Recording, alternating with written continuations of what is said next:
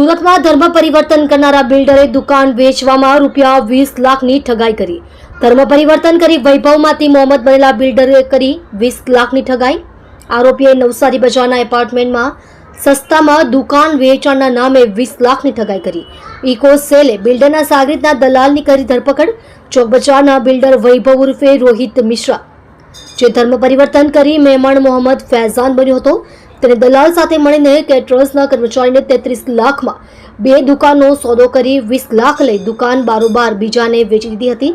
કર્મચારી નીતિન પટેલે ફરિયાદ આપી પોલીસે ફૈઝાન રાકેશ મિશ્રા અને જમીન દલાલ શેખ નાસિર નઝરુલ ઇશાક સામે ગુનો દાખલ કર્યો છે. આ કેસની તપાસ ઇકો સેલને સોંપાતા દલાલ નાસિર શેખની ધરપકડ થઈ છે.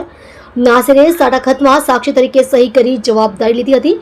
અડાજણમાં રહેતા 53 વર્ષીય નીતિન પટેલે 2016માં ગોપીપુરામાં નવી બંધાતી બિલ્ડિંગમાં 2 દુકાનો લેવા નાસિર શેખે બિલ્ડર મિશ્રાનો સંપર્ક કરાવ્યો હતો. બાંધકામ પૂર્ણ થવા છતાં દુકાનનો કબજો ન મળ્યો. સાટાખતમાં જમીન દલાલ નાસિર સાક્ષી તરીકે હતો.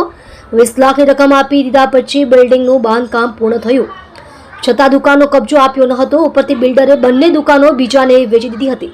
આથી નીતિન પટેલે પોલીસમાં ફરિયાદ કરવાની નોબત આવી હતી. નીતિને પહેલા 10 લાખ અને ત્યાર પછી 10 લાખ ચૂકવ્યા હતા. તમે જોઈ રહ્યા છો ગુજરાત સમ્રાટ news channel. Chief editor Bhavesh પાટીલની સાથે.